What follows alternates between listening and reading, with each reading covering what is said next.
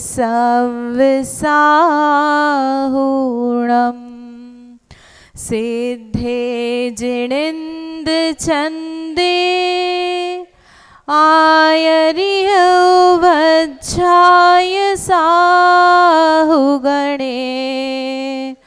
वन्द्य सम्मदंसण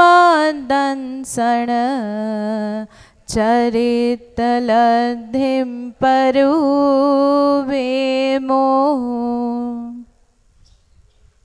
आचार्य श्री नेमिचंद्र सिद्धांत चक्रवर्ती द्वारा रचित श्री लब्धिसार जी महान ग्रंथ है और इसमें यहाँ पर अपकर्षण और उत्कर्षण का विषय चल रहा है, जिसमें हमने कल अपकर्षण का विषय पूरा कर लिया था। अपकर्षण का मतलब क्या बताया? जो कर्म के निषेक हैं उनकी स्थिति और अनुभाग को कम करना वह अपकर्षण कहलाता है, और कर्म के निषेकों की स्थिति और अनुभाग को बढ़ाना, है ना, वृद्धि करना, वह उत्कर्षण कहलाता है। तो इसमें हमने दो टर्मिनोलॉजी देखी थी, अतिस्थापना और निक्षेपण। जो कर्मों के निषेकों की स्थिति को कम किया जा रहा है, तो वहाँ पर जो स्थिति कम करनी है, तो कम से कम कितनी कम करनी है, उसको क्या नाम दे रहे हैं हम? अतिस्थापना,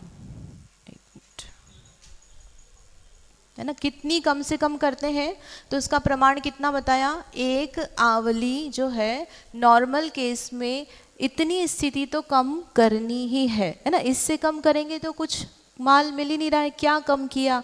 थोड़ा सा कम किया। तो इसलिए अतिस्थापना यानी जिसमें कुछ भी अपकर्षण का द्रव्य नहीं दिया जाएगा वो है अतिस्थापना। और कितना प्रमाण है उसका? सामान्य केस में एक आवली। और निक्षेपण मतलब जिन निषेकों की स्थिति कम की जा रही है तो उसकी कहाँ देना, है ना, कितनी कितनी स्थिति उसमें कम होकर के वो आ रहा है नए रूप में।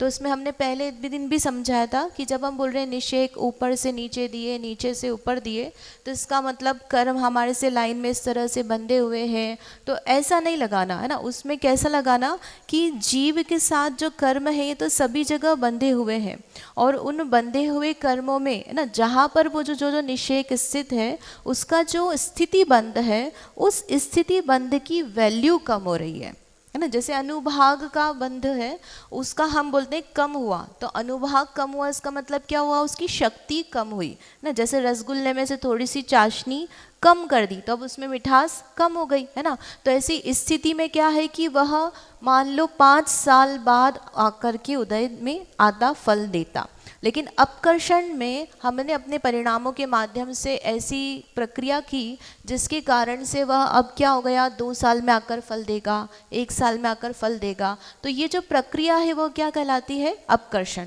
इस अपकर्षण की प्रक्रिया का उपयोग हम कहाँ करने वाले हैं?